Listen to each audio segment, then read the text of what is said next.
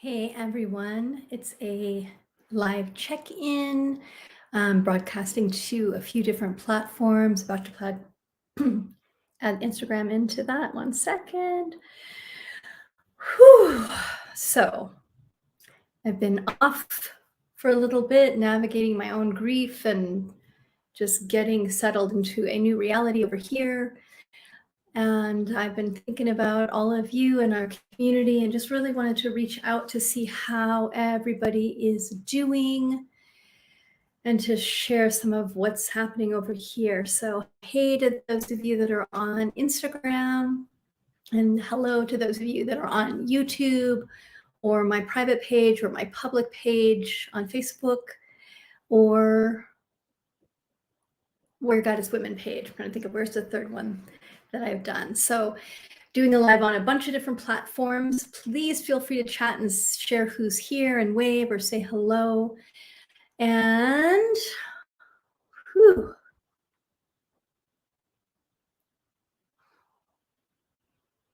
So first thing is to just share a little bit about the land. So I know some of you have been following along on social media around the Warrior Heart Ranch and the wildfire here in New Mexico. So we have the biggest wildfire ever in New Mexico. It's still burning. They're starting to get it under control and the weather has shifted. So that's been incredibly, incredibly helpful. And it's been devastating. Thousands and thousands and hundreds of thousands of acres. And the fire went through Warrior Heart Ranch last Monday night. I got to go walk up there on Saturday, and we are incredibly blessed because the firefighters saved the community kitchen that we've been working on for the last 3 years, the shed where all the tools are, the porta potty. So there was definitely some loss and a lot of miracles as well. And we've got islands on the property that were saved. So the trees and the landscape and the buildings up at the top of this little hill, up along the creek, there's still some green trees. Grandma tree, which is on the southwest corner of the property, and there's a whole bunch of trees around her. And then on the northwest part of the property, we have a big meadow that was pretty unscathed. So, and then besides that, there was a lot of devastation. So got heartbreak around that and heartbreak around the recent shootings. So, spent some time yesterday just reading about the shootings that happened down in Texas and heartbreak, more heartbreak. So I really wanted to come on and do a live and talk about skillful grief, to talk about joy in the midst of all the things, and to talk about this challenge that I planned months ago that's coming up now. And there's a little bit of like, there's so much going on. So first, how are you all doing? So I know some of you are just joining in now. This is a check-in, hello, update call for everyone. I'm on Instagram. Hey to all the Instagram people, and also on a bunch of channels on Facebook as well. And I'd love just shares of how you are doing. How's your heart? How's your mind? How's your energy? Anything that you want to share. And I'll keep giving an update of how it's going over here in this part of the world, New Mexico, so much of which is currently on fire and affecting a lot of people. So yeah, any chats that you want to do, please share. I'd love to hear. And so glad that you're here as well.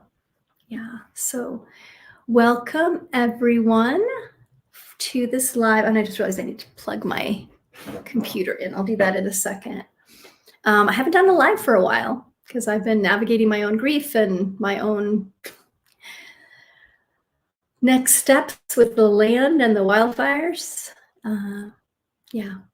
And I think this is one of the things that I'm really just paying attention to right now is when there's tragedy in our lives, whether that tragedy is personal or something that we learn about, like what happened in Texas yesterday, that there's a lot of different ramifications, and that's not just the one thing. It touches on a lot of different things. Yeah. So Sarah, hey Sarah, just said been quite anxious. Yeah. Hey Rihanna. Yeah, good to see you too. Yeah, I'm glad to be back. I had to take some time off to just cocoon for a while and integrate. And there's, how do you integrate the amount of loss that's just happened? Yeah. And we keep going. Life keeps going. That's the truth. And transformation happens. Somebody just sent me a text the other day that they had just graduated from some program, my friend Ricardo. And he said that part of the, like what their diploma was in or something, was a quote from me. I love that. And the quote was this is, change is inevitable, but transformation is by conscious choice. Yeah, and that is true. Everything's going to change. And we get to use the change for transformation. Ivana, yeah, I'm trying to stay out of story mainstream news, which can be helpful for sure. Okay, give me 1 second, loves. I'm going to plug my computer in.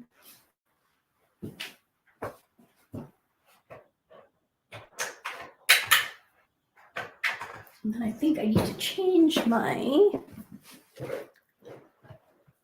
Oh, thank you.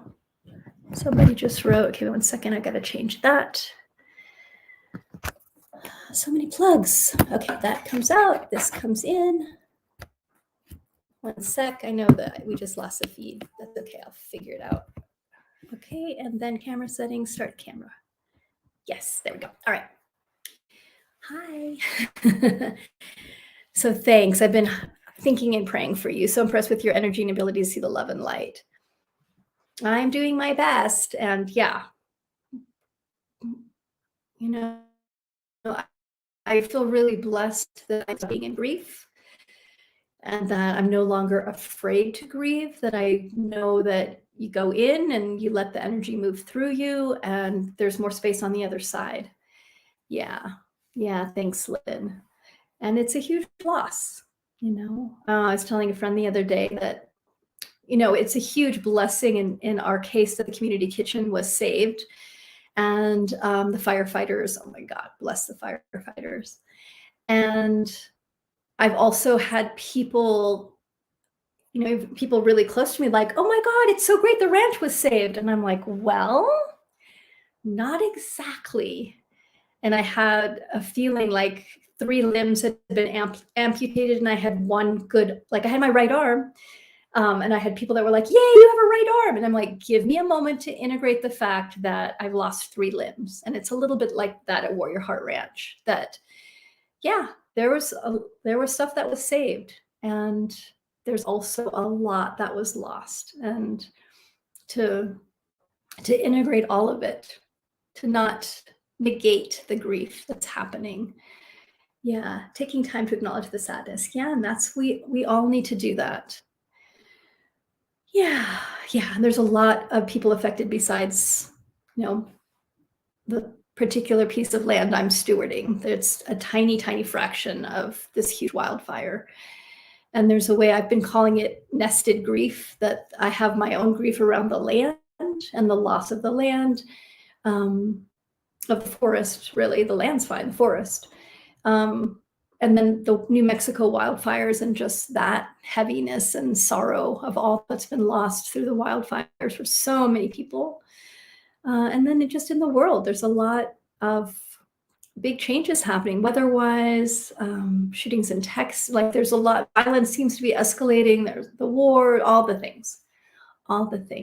So yeah, so great gratitude to each of you that's been holding me. I felt it. And something else that I'm really learning through this is leaning in to being held. And that's not easy necessarily. Like my default is like, okay, let's keep taking action. And so to just slow down and be held. Hi, Lisa. Yeah. It's big. Thank you, Anandaraj. Appreciate it. Yeah, and Sophia. Hey, Mary. I'm so glad to reconnect with everyone. So I'm live on Instagram and also on a lot of the different Facebook channels. And I'm just here to hang out with you all for a little bit. And yeah, and integrate and open and check in with how are you all doing as well. You know, about 2 months ago, we decided we're doing a 3-part series of challenges. And it's based on the book that I'm working on right now. And those 3 challenges are Warrior Goddess Wild, Warrior Goddess Witchy, and Warrior Goddess Wise. So this tagline that we have of Wild, which is the maiden energy, Witchy, which is the mother energy, and Wise, which is the crone energy. And what's coming up next week is Warrior Goddess Wild, all about pleasure and play. And I've been like, really? Like this, like this is what the first challenge is that we get to, but it's perfect, right? Because, hey, Jalpa, mwah, that this is reality. And I am going forward with the challenge, not as a way to override the grief, but as a way to honor that things, like, we can have big grief and we can also still be in joy, find pleasure and play. They're not this separate thing. That, I want to really share my own process of how I'm bringing those together. And for all of us in these changing times, somebody wrote me yesterday, or I was talking to somebody yesterday, that we should take the word normal out of the dictionary, because really, what's normal? Like, there's not really a normal any longer. We're all learning to ride the waves of big things. So that's why I'm going to go forward and do the challenge next week. And if you haven't been Wild, it's a 7-day, I'm reading the tagline in my head, 7-day challenge to reignite your pleasure and play. And I'm about to record the videos. Hey, Anjali. Hi.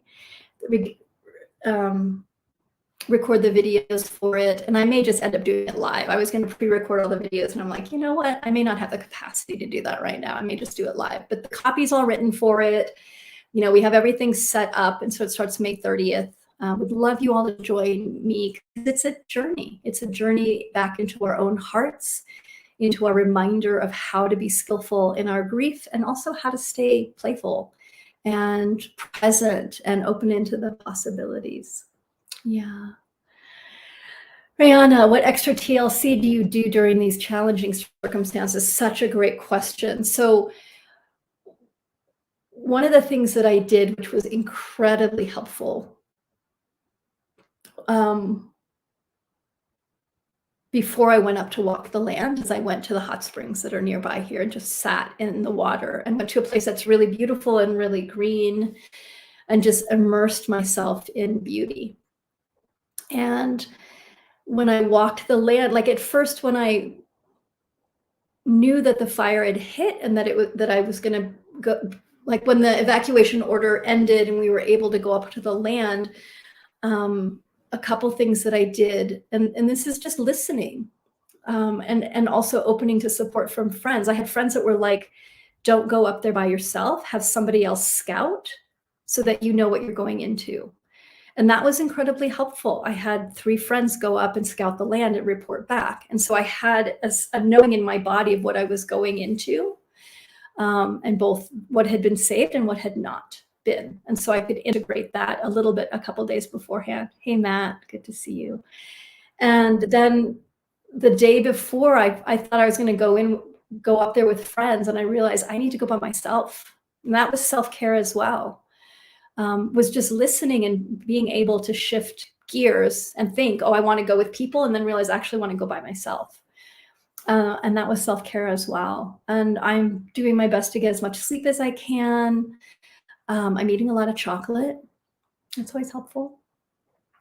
And doing my best to let the grief come when it comes and not go too far forward. So that's the other thing about TLC and challenging times, is that the mind wants to race to, what do I do next? How do I fix this? What did I do wrong? I mean, that's where the mind tends to go. And I've just had to keep holding myself back. And I'm getting reminded by friends, like, there's nothing to do in this moment. I'm in touch with the USDA, and I'm on their list for fire damage mitigation, so they can help with the forest, of like what our next steps are. In touch with the SBA disaster loan people, so we can get some resources to rebuild what needs to be rebuilt. And so, the paperwork part got done, and now I'm just waiting. And that place of taking care of things and then retreating and resting, taking care of things, retreating and resting, and knowing that everything isn't going to happen at once. I think another great thing that helped me around the land was realizing, as I walked it, I was like, I had a 5-year plan for this land of what I was hoping for and what the vision was. And with the wildfire now, that vision's now a 50-year vision. And the 50-year vision is around how to help support this area in regenerating, so that the birds and the bees and the owls and the deer and the bear have food going forward, so that we bring life back to it. And that's what stewarding is. It's being with what is. So that's helped me as well, though it still feels really surreal. That's just the truth. Yeah, exactly, Lisa. There's some beliefs that pleasure and play comes after one's done the grief, but haven't learned from you about separating the parts and including those. That pleasure is part and not to be considered as a reward. Exactly, yes. That they can exist in the same day, the same hour. And so listening to you now is so helpful.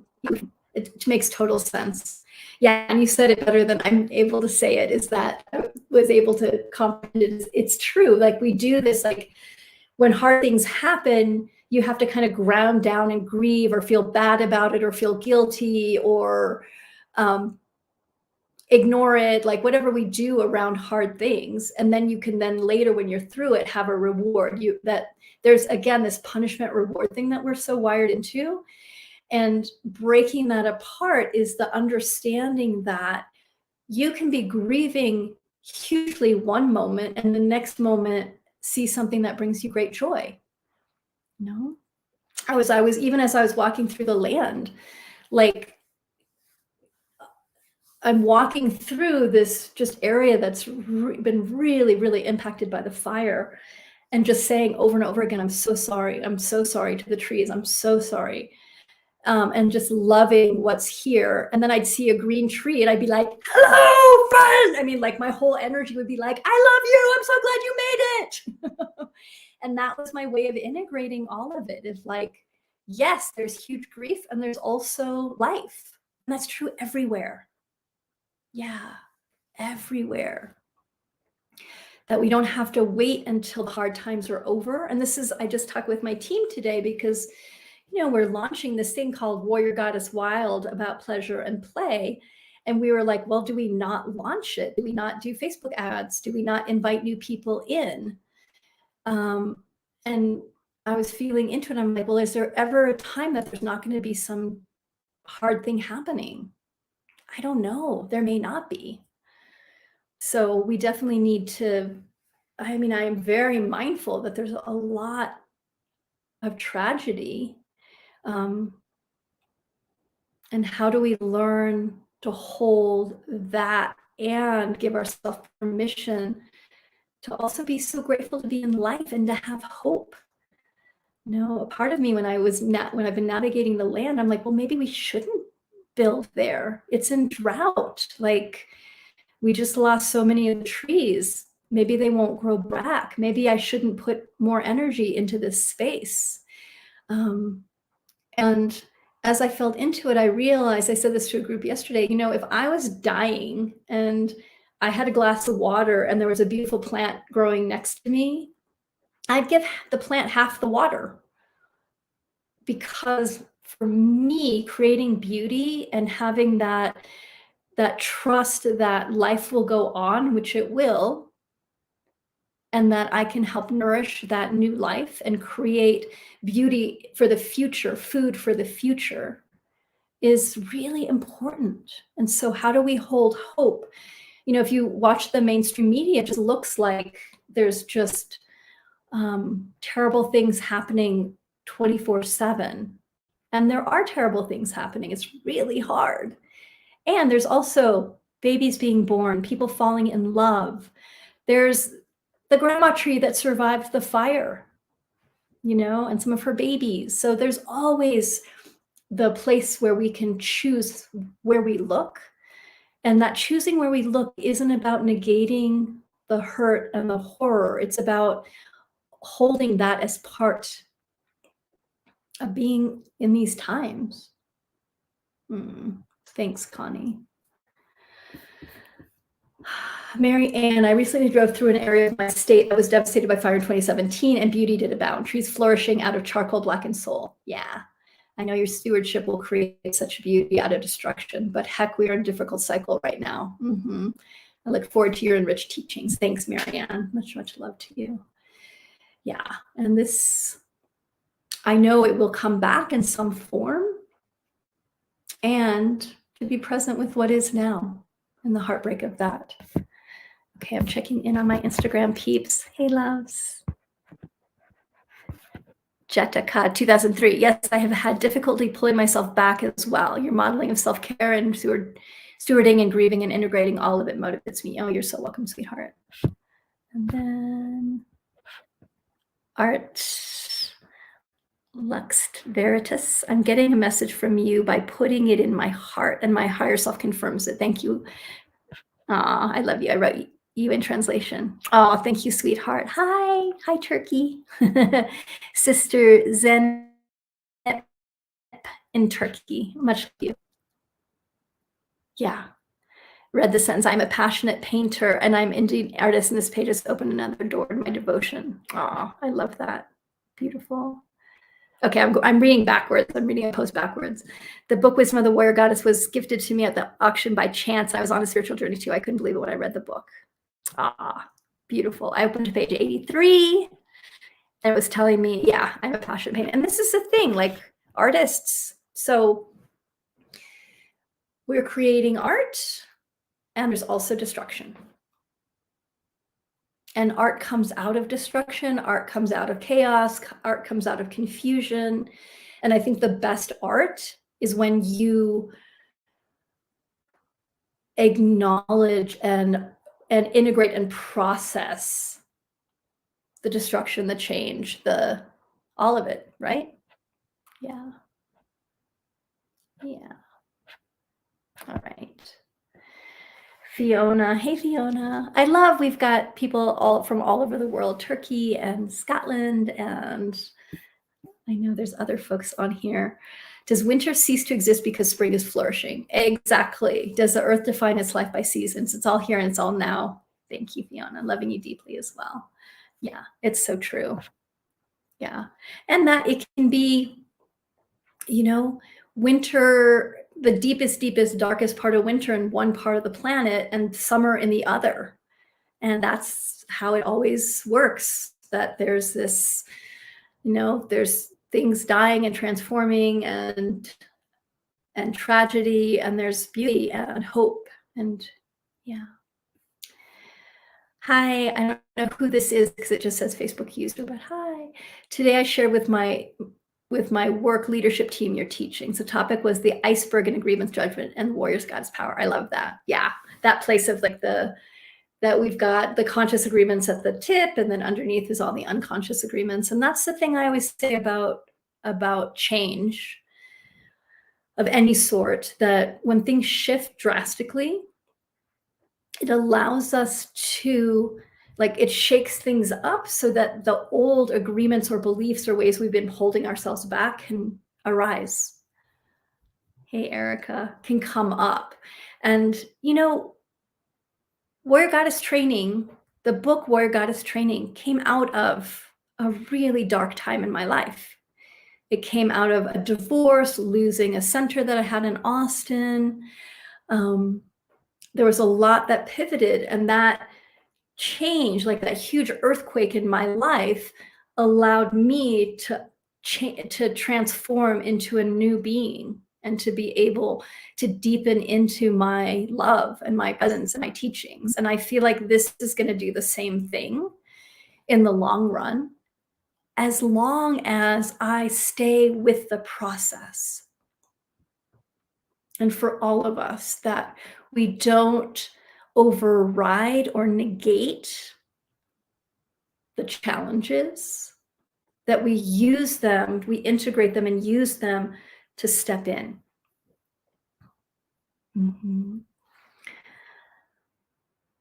Jaquetta 2003, how do we continue to hold hope? It comes in little blasts, but I feel fear for the Earth's future.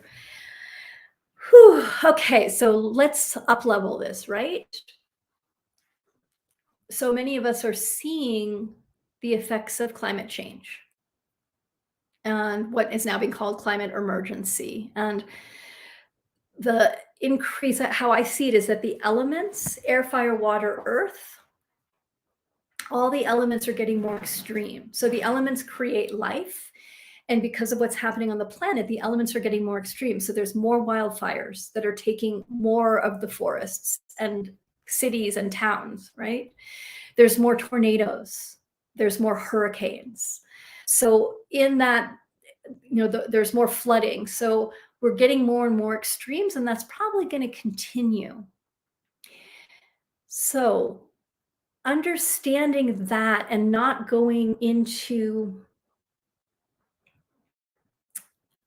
fear, but instead going into respect. And this is how I see it. I have deep respect for the elements, the power of the elements, and to have respect for an element means that you understand that air is your breath. Air is so vital. Water is, the beauty of water, of tears, of the flow of rivers and streams in the ocean, of the beauty of the earth and the growing things and the animals, the beauty of the wind. What element have I not brought in there? Air, fire, water, earth. So all the wonderful parts about the elements, like we keep celebrating those. And we also have respect that the elements are, we could put a lot of words in here of like they're balancing or they're out of balance. And the truth is, I don't know. I know the elements are getting more extreme, period. And our period teaching, like one of the biggest teachings in the warrior goddess community, is this idea of period. Come back into the moment. So the elements are getting more extreme, to have respect for the elements. And that respect is things are changing. And that how do we stay present by not saying it shouldn't be changing? It is. It is. I mean, that's something I watch myself with the wildfire. Hi, Autumn. Mwah, hi, love. Is that, I saw a picture, I'd taken a picture of the creek, and I was looking at a picture of the creek before the fire and a picture of the creek after the fire. And my brain was like, this shouldn't have happened. This isn't okay. It's terrible. And then I just got quiet and I was like, if I didn't know there were supposed to be trees on the creek, like I was imagining into the future. And if I just like, okay, what does the creek need now? And I wasn't in a place of it shouldn't have happened, or if I could just be with it, it's beautiful in its own way. And that's what I think that we need to get to practice as we're watching more of the extremes. And that we listen for what action can we take? What action can we take? And can we come into the present moment with what is and take action from there? Then our action is going to be really powerful. Even when it feels hopeless. And there's a way that honoring the vulnerability of feeling hopeless and feeling that there's nothing that we can do, And then also getting quiet to ask, and how can I be in service here? What can I do? How can I support?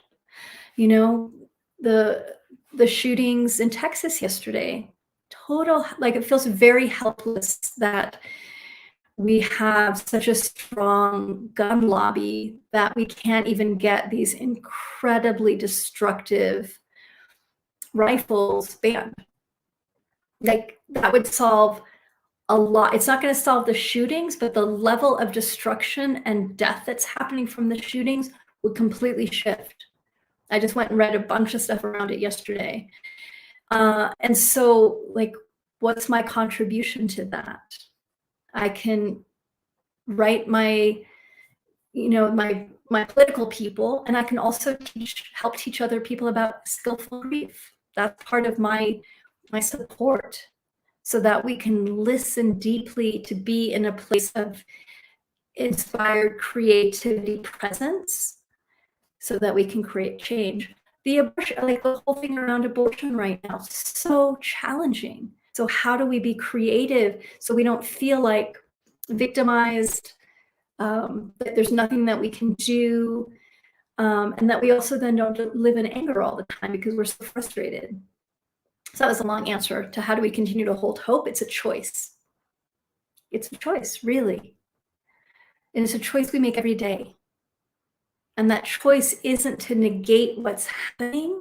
And that's what, I think that we tend to either be at the extremes. And this is, instead of going back and forth, that we're like stretching ourselves to hold more and show up. And it takes time. It takes learning skills. Deb, it gets more trying each day to stay positive and see the good when so many are hurting. Even though my heart aches, I try to make a difference every day. Yeah, and we have no idea also what difference we're making in any little thing that we do. I put birdseed out on the land because I realized, I got really quiet. I'm like, okay, the birds are going to need food. The deer are going to need food. And so a little bitty contribution was putting birdseed and putting out deer food. And I can do that contribution. And each of us, when we keep feeling into it and listen every day, how can I bring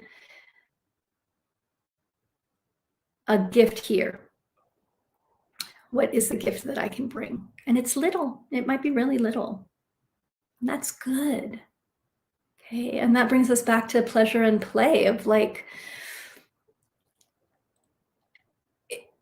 I think sometimes when we think about this idea of having more pleasure and play in our life, we think, well, I should just be happy and joyful or like playing all the time. It's fitting in pleasure and play in the places that you can, like slowing down and really enjoying your food, giving yourself that permission. And so often pleasure and play is around giving ourselves permission to not think of that as a reward that I can have later, or that when everything's calmed down, then I can play, but to find play everywhere, to find pleasure everywhere in the smallest of places. Yeah. Erica, listen to you on the Soul Collective podcast today. So thankful for your encouragement to love without conditions. Thank you, sweetheart. My heart is with you always, and yours is with mine. I love that. Thank you. Whew. Rihanna, I have to have faith in our adaptability and growing awareness of caring for the planet. Yeah. And, the humans may not survive this. We may not survive our own creation. The planet will survive. It'll be different. But we have to remember the planet, if we step back, and if you step way, way, way far back and look at the life of the planet's gone through huge cycles. The planet's gone through cycles where it was mostly ice, where it was mostly fire. I mean, there's all sorts of cycles the Earth has gone through, and we may have hastened the cycle as humans. We may have increased the cycle for sure, and I think we did. And even without humans, the Earth goes through cycles. Okay, is it devastating? Yeah, it is. And the Earth is going to survive this in some form or fashion. Like even the forest that is, has been burned down and the ground sterilized, things will come back. No doubt. There will be flowers that come back. There will be things that haven't grown for a long time that will come back. And so, yeah, the little things are important too. And we're in a cycle. And even when it looks like everything is lost, there's always things that emerge. Always. Always. Yeah. Yeah, and I have faith, and it's a choice, right? I really agree. Like, to have faith that there are many humans that are caring for the earth and that are learning and that are growing in their relationship with the earth. And whew, yeah, to hold that. And it's a choice. I think faith is a choice. What do we want to put our faith into? And it's, we don't want to put our faith into there's never going to be destruction or things aren't going to be hard. It's we're putting our faith into I will show up with what is and bring my love here. Yeah. Nancy, I struggle with all of this and realize that being kind is all I can do right now. I tell people that I appreciate them, especially people I don't know, store clerks, medical assistants, etc. Nancy, that is not a small thing. It's not a small thing. Being kind, huge, actually. Because that's an awareness of a place that you can bring grace to someone who may really be struggling. And anyone who's in service, in like a service position right now, it's hard because there's so much trauma in the collective. There's so much fear. There's so much angst that it comes out usually towards people that are in service positions. And so bringing kindness can help restore people's energy, their faith, to know that they're seen. So thanks for sharing that, Nancy. It's not a small thing. It's huge. Mm-hmm. Yeah. Autumn, I love you, sweetheart.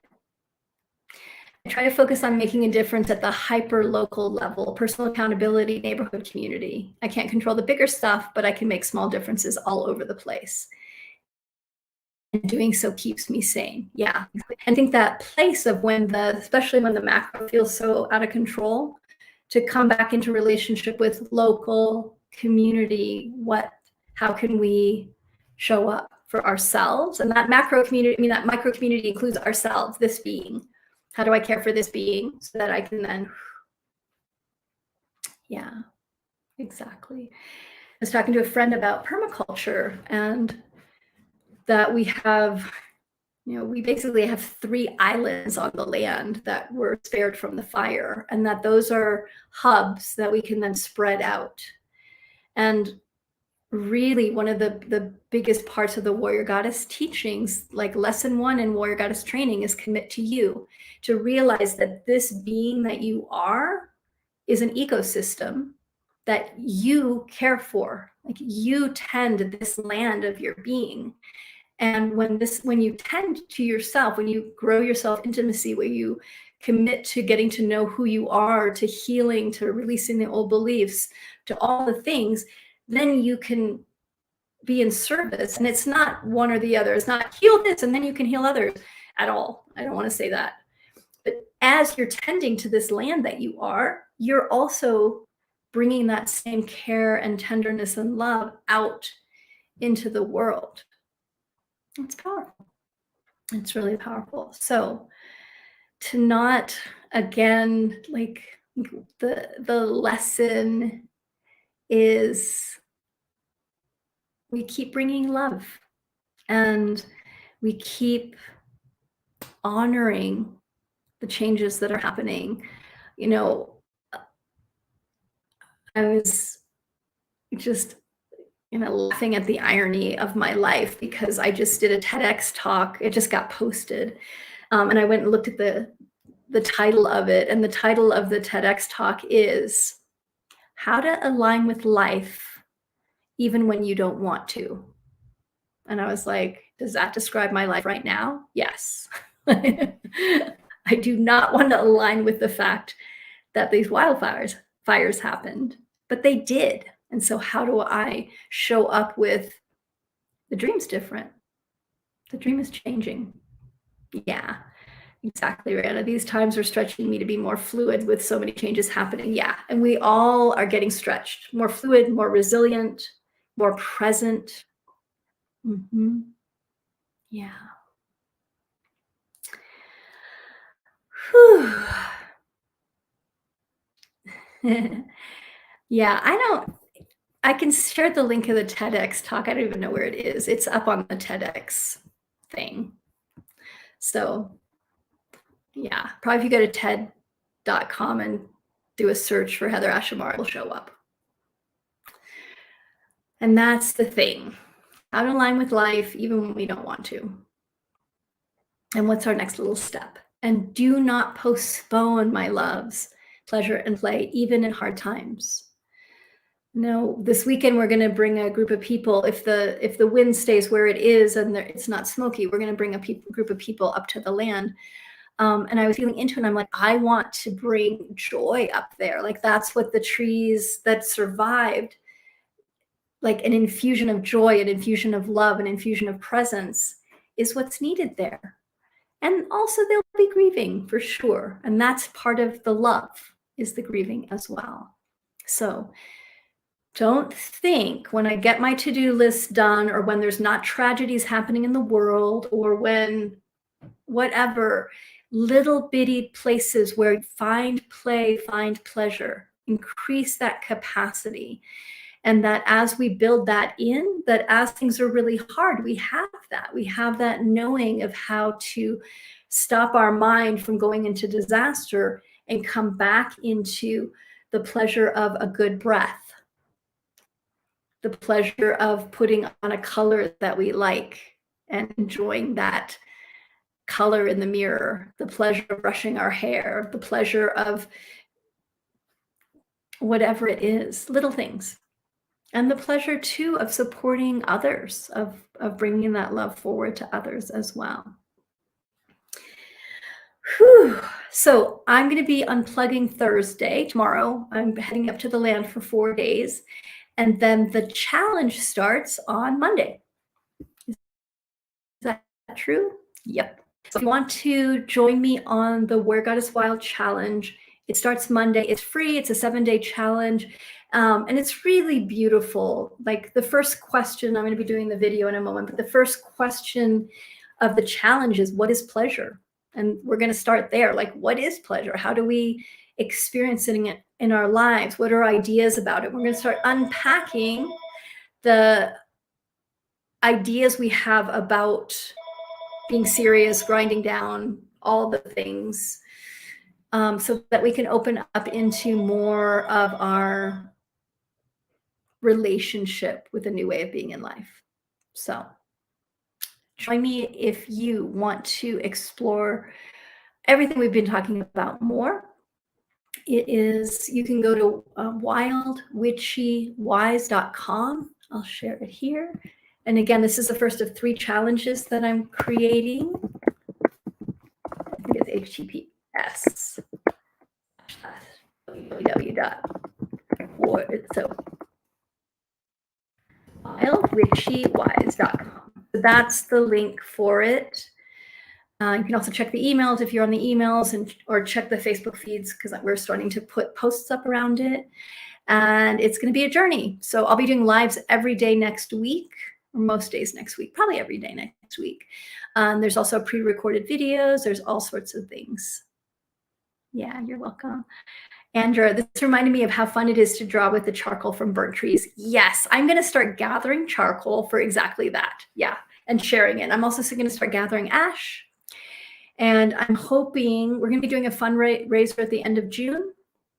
I have friends that are just doing amazing things to come together to help the land. And one of the things that we are talking about is, how do we mill the trees? Because even though the trees are burnt on the outside, the wood is still intact on the inside. And so I want to create things with those trees to honor their life and to bring them into a new form. So that'll be beautiful as well. And we're going to also be doing a huge ritual around all the trees that survived. Yeah, you're welcome, Fiona. Yeah.